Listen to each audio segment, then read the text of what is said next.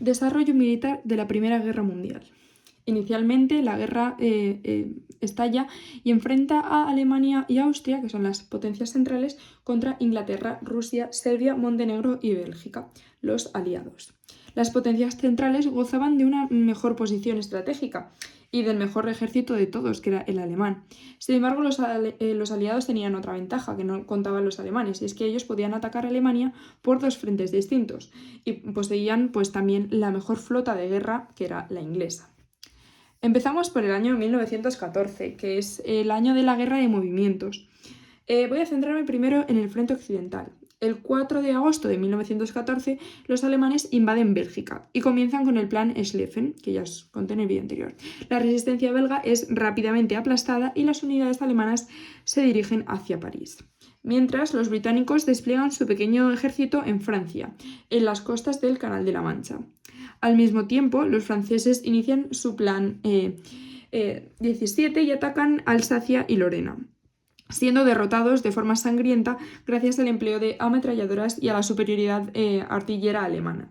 El avance alemán y la derrota francesa en la batalla de las fronteras amenaza a los aliados con quedar totalmente rodeados y aniquilados, por lo que el comandante francés Joffre ordena la retirada. Sin embargo, el rápido avance alemán provoca un caos en las comunicaciones y la organización de su ejército. Von Moltke, el comandante alemán, pierde el contacto con sus tropas y no consigue coordinar el esfuerzo de sus generales. Por otro lado, la ofensiva rusa en el este preocupa tanto a Moltke, que decide trasladar aparte sus tropas al este teatro de operaciones, debilitando su ejército. Obviamente, si lleva algunas tropas al este, pues está debilitando lo que es luchar contra Francia y Gran Bretaña. Septiembre de 1914 ocurre la batalla de Marne, una contraofensiva francesa que ataca a los alemanes de flanco y les coge totalmente por sorpresa, obligándoles a detenerse primero y a retroceder más tarde. París se ha salvado y el plan Schlieffen ha fracasado. Entre octubre y noviembre, los dos siguientes meses de 1914, se produce la carrera hacia el mar. Ambos bandos intentan envolver a su oponente por el norte y toman los puertos del Canal de la Mancha para aislar a Francia e Inglaterra. Os he hecho aquí un dibujo para que, por si no ubicáis. Estas maniobras culminan en la primera batalla de Ypres y, como siempre digo, si se le pone un primera antes es que va a haber un segundo. Y no es que solo haya una segunda batalla de Ypres, sino que hay también una tercera, que ahora la veremos. En esta primera batalla de Ypres, los ingleses al mando de French, que una regla mnemotécnica, pues para que os acordéis, es que obviamente los ingleses son muy amigos de los franceses y por eso están al mando de French, consiguen parar a los alemanes. Continuamos con el frente oriental. Los rusos cumplen su parte del plan que tenían con los aliados y, dirigidos por el gran duque Nicolás, invaden Prusia Oriental. Los alemanes, bajo las órdenes de Hindenburg y Ludendorff, que son muy importantes, no os olvidéis de ellos, y gracias a los refuerzos provenientes del frente occidental, aplastan a los rusos en dos grandes batallas. Ya os había contado que antes Von Moltke había dicho hay que llevarse algunas tropas, las quitamos de este frente y las llevamos a los rusos, e hicieron bien porque gracias a ello pues consiguieron aplastar a los rusos. Las batallas en las que les aplastan se llaman Tannenberg y los lagos Masureños. Más al sur, los rusos invaden Austria-Hungría y ocupan la región de Galicia. El intento austrohúngaro de tomar Serbia fracasa de forma también humillante. Konrad, que era el comandante de Austria-Hungría, se desespera ante la ineficacia de sus soldados. Y como está tan estresado y tan desesperado, Austria-Hungría pasa a quedar totalmente subordinada a Alemania. Desde ahora, Alemania dirige a Austria-Hungría prácticamente. Continuamos el siguiente año, 1915, que pasamos de una guerra de movimientos a todo lo contrario, una guerra de trincheras. En el frente occidental, comenzamos siempre por ahí, ambos bandos se atrincheran, obviamente, y crean una red de fortificaciones apoyadas por alambradas, refugios, campos de minas, ametralladoras y cañones, que se extiende desde la frontera suiza hasta el Canal de la Mancha. Las posiciones de ambos bandos se moverán unos pocos kilómetros en los próximos 4 años, que es lo que dura la guerra. Es decir, cuando se deciden atrincherar, el movimiento es mínimo. En el verano de 1915, los franceses atacan en Champaña y Artois y los británicos en Neuve-Chapelle y Loos, fracasando de forma total y sufriendo grandes bajas. Es decir, aunque estén atrincherados, están intentando hacer algo, están intentando lanzar ofensivas, pero claro, es que están fracasando pues brutalmente en ellas. Un ataque alemán encima contra los británicos en la segunda batalla de Ypres, ya os dije que habría una segunda y en este caso tercera también, corrió la misma suerte. La matanza de los inocentes se conoce. Continuamos con el frente oriental. A lo largo del verano de 1915, los alemanes y austrohúngaros atacaron a los rusos en el norte, en la batalla de Gorlice-Tarnow, y los derrotaron expulsándolos de Polonia, iniciando la conquista de las costas del Báltico. Otra ofensiva similar en el sur les expulsó de Galicia, haciendo que perdiesen todas sus conquistas. Las potencias centrales ocuparon totalmente Serbia y Montenegro. Y ahora voy a pasar a las nuevas estrategias que empiezan a emplear en este año 1915. Los aliados, consiguen nuevos aliados, tanto las potencias centrales como los aliados en sí. Las potencias centrales se alían con Bulgaria y Turquía, que colaboraron en la conquista de Serbia y Montenegro, y además los turcos abren un nuevo frente contra los rusos en el Cáucaso, que luego también se termina atrincherando como el nombre de las guerras de este año. Los aliados consiguen a Italia como su aliado, que si recordamos antes Italia había sido muy amiga de Alemania y Austro-Hungría, pero ya obviamente no lo era. Y entonces Italia ataca a Austro-Hungría en la batalla de Isozno. Pero luego, igual que los turcos, se atrinchera.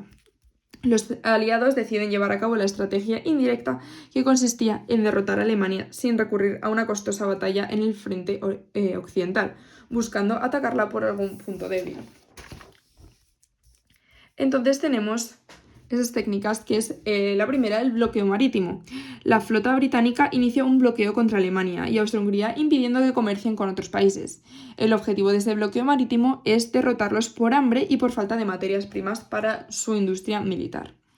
La segunda novedad que tenemos es la conquista del imperio colonial alemán en África y en Asia.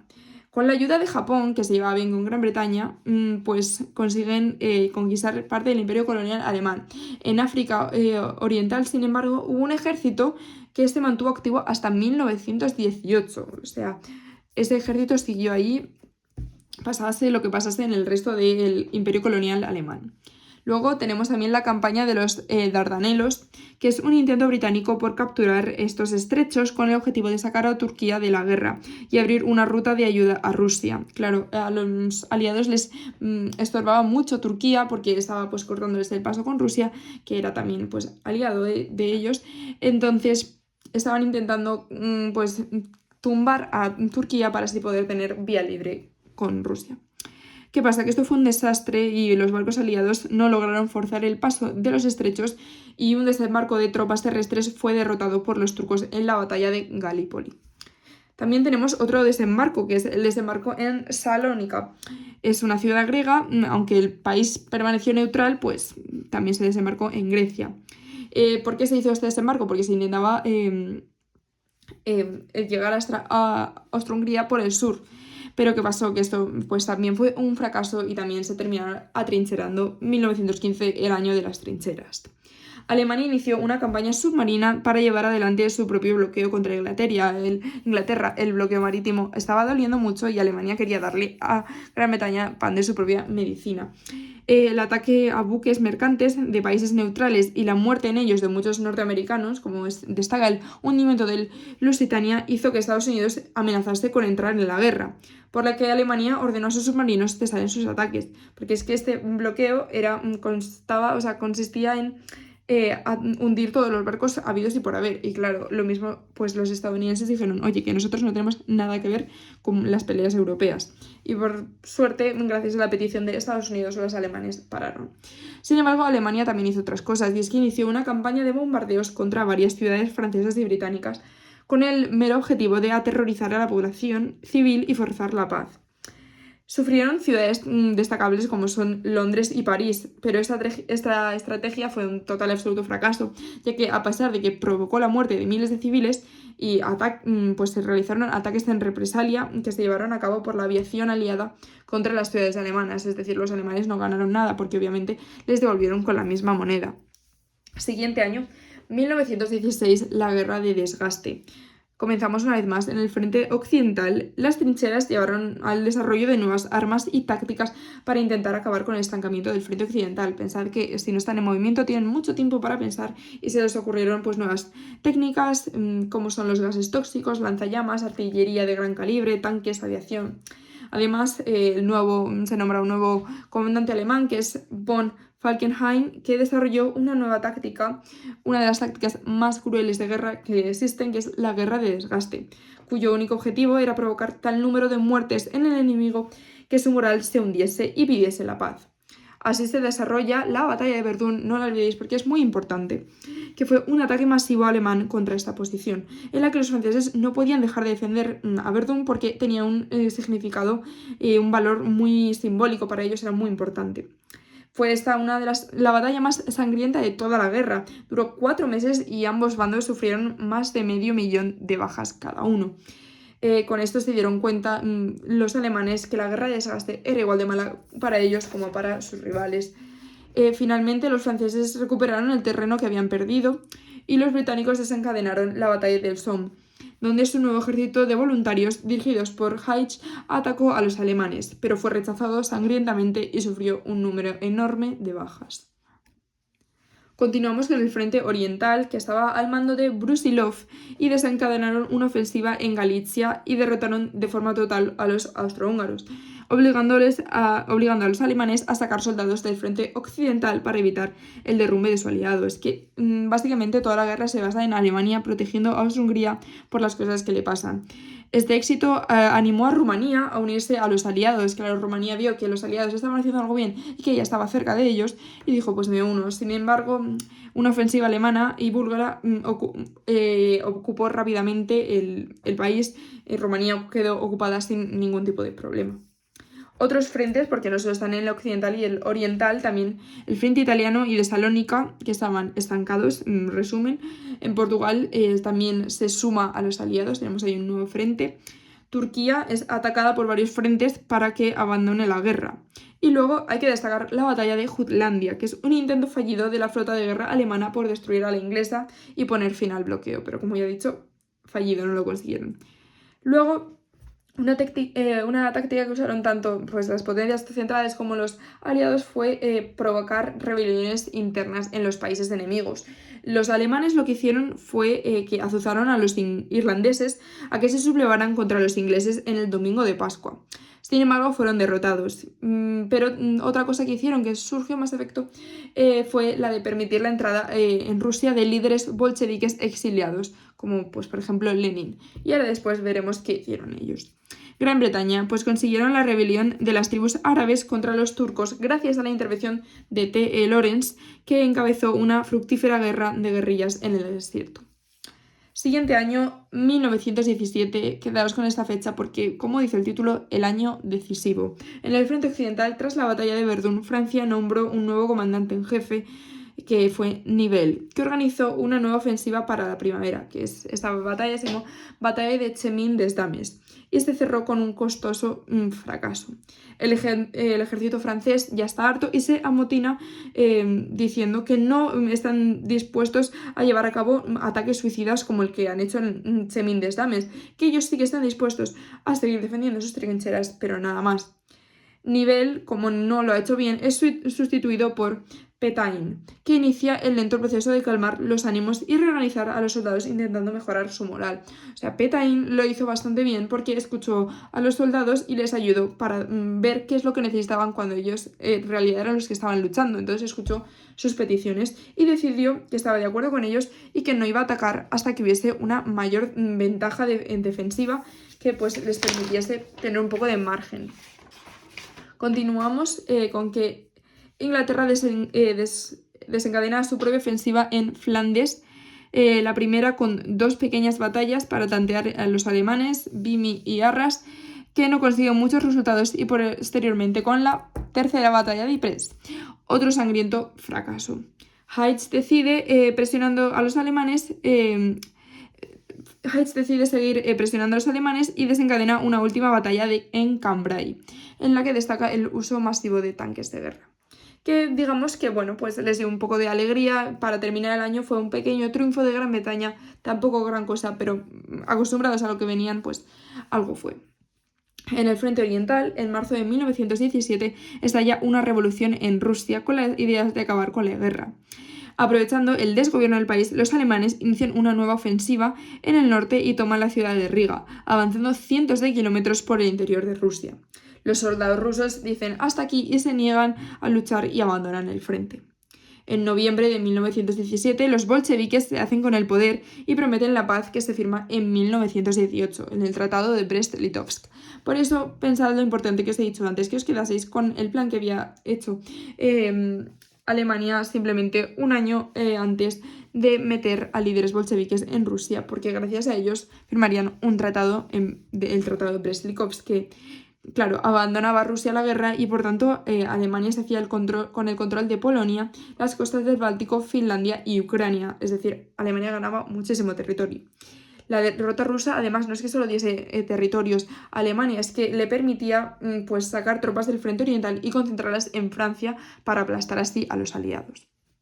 Otros frentes, los alemanes y austrohúngaros derrotan a los italianos en la batalla de Caporetto y estos no se rinden gracias a la llegada de refuerzos franceses y británicos. O sea, Italia hace que los franceses y los británicos estén enviando a sus soldados para que ellos pues, no se rindan ante Alemania y Austria-Hungría. Grecia entra en la guerra al lado de los aliados, pero el frente de Salónica sigue estancado, no hay noticias, y los aliados inician una ofensiva desde Egipto y se internan en Palestina, apoyados por las guerrillas árabes de Lawrence. La guerra naval, básicamente Alemania inicia un bloqueo submarino sin restricciones contra Gran Bretaña. Lo que habían hecho antes y Estados Unidos les había regañado, pues deciden que ya les da igual y lo vuelven a hacer. Sus submarinos hunden cualquier barco, neutral o no, que se acerque a este país con el objetivo de rendir a los ingleses por hambre. O sea, la táctica que estaban usando los ingleses contra los alemanes, pues la emplean los alemanes contra los ingleses. Esta táctica, junto al telegrama Zimmermann, que es un intento alemán digamos, muy fallido para lograr que México le declarase la guerra a Estados Unidos y que fue hecho público por el Servicio de Inteligencia británico, provoca que Estados Unidos declare la guerra a Alemania en abril de 1917. Y es que hay que tener en cuenta que Estados Unidos, primero, ellos no tenían nada que ver, le están hundiendo barcos, asesinando a gente de su país, y segundo, se enteran de que Alemania está intentando crear una noticia falsa para que le declare la guerra a su país vecino, México. Entonces, Estados Unidos en este momento apenas tiene un pequeño ejército y tardará un año en poder mandar soldados a Europa en un número apreciable. Esta situación era algo con la que contaban los alemanes, que esperaban haber derrotado a los aliados antes de que un solo soldado estadounidense llegase a Francia. Ellos tenían mucha fe de que iban a conseguir derrotar a los aliados antes de que llegasen ningún tipo de refuerzos. Seguimos con el último año, el fin de la guerra, 1918. Hindenburg y Ludendorff, que os he hablado de ellos antes, he dicho que no os olvidaseis, son nombrados nuevos comandantes del ejército alemán. Los británicos han creado el sistema de convoys y han conseguido derrotar a los submarinos alemanes. Gran Bretaña no va a rendirse, además, por hambre. El bloqueo británico está asfixiando la economía alemana y Austria-Hungría y Turquía están agotadas y la inminente llegada de las tropas estadounidenses puede significar el fin de la guerra. Ambos generales deciden desencadenar una nueva ofensiva para derrotar de todo a los franceses y británicos, antes de que llegasen los estadounidenses, que les temían bastante. Y gracias a la abundancia de soldados alemanes, pues que pensaban que lo iban a conseguir, porque ya, como no había nadie en el frente oriental, pues veían que la victoria iba a ser muy clara. Esta ofensiva se llama como uno de los comandantes, la ofensiva Ludendorff, e inició en marzo de 1918. La divido en dos fases. La primera fase es que un ejército británico es prácticamente aniquilado y se abre una brecha entre estos y los franceses. La segunda fase es que un ejército francés es totalmente destruido y los alemanes se encaminan hacia París. Los aliados, por primera vez en toda la guerra, nombran un comandante en jefe que coordine a ambos ejércitos. Es decir, si Gran Bretaña y Francia se llevaban tan bien, no se les había ocurrido hasta ese momento nombrar a un comandante que les juntase a todos y así tener un ejército incluso mayor. Este comandante será Foch y pues dirigirá a las tropas del británico Hayes y del francés Pétain. ¿qué pasa? Que Foch consigue pues dar la vuelta a la situación. Hemos visto en la primera fase y en el inicio de la segunda fase que los aliados están sufriendo mucho a costa de los alemanes. Sin embargo, Foch consigue estabilizar el frente y detener la ofensiva alemana. Cambia la historia de lo que pensaban los alemanes y va a ser el fin de la guerra. En julio, ya con la presencia de miles de soldados estadounidenses al mando de Pershing, los aliados inician su propia contraofensiva con un despliegue masivo de artillería, tanques y aviones. El ejército alemán empieza a retroceder, porque ya pues, no es lo mismo que cuando estaban solos, que han venido refuerzos. El 8 de agosto, los aliados rompen el frente y consiguen su máximo avance. Al mismo tiempo, los británicos derrotan a los turcos en Megido y se hacen con el control de Palestina y Siria. Además, otro ejército inglés ocupa Irak. En Salónica, los aliados encadenan otra ofensiva y derrotan a los búlgaros, iniciando un ataque por el sur de los Balcanes, y además los italianos de Díaz derrotan a los austrohúngaros en los Alpes, en la batalla de Vittorio Veneto. Es decir, en este párrafo que os he contado ahora, en julio y agosto, se da la vuelta a la situación. Lo que parecía que estaba claro, iban a ganar los alemanes y los austrohúngaros, se da totalmente la vuelta y los aliados empiezan a revertir la situación y atacar a las potencias centrales sin ningún tipo de sentido. El 29 de septiembre Bulgaria abandona la guerra y ese mismo día Ludendorff le dice a Guillermo II que el ejército alemán no va a aguantar más. Le dice Ludendorff a Guillermo, es muy honesto, y le dice que bueno, lo van a seguir intentando, pero que llegará a un punto en el que ya no puedan más. El 30 de octubre, un mes y un día después, Turquía ordena a sus tropas que dejen las armas y el 3 de noviembre Austria-Hungría, el mayor aliado de Alemania, se rinde. Entre octubre y noviembre, varias ciudades alemanas se han sublevado y se niegan a continuar la guerra. Especialmente destacamos el motín de Kiel, el motín de los marineros de Kiel, que inician una revolución de inspiración bolchevique. El 9 de noviembre, Guillermo II huye a Holanda y en Alemania se proclama la República. Evidentemente, ya se ha ido Guillermo II, pues tienen que tener una república. Y el 11 de noviembre se forma un armisticio que pone fin a la guerra.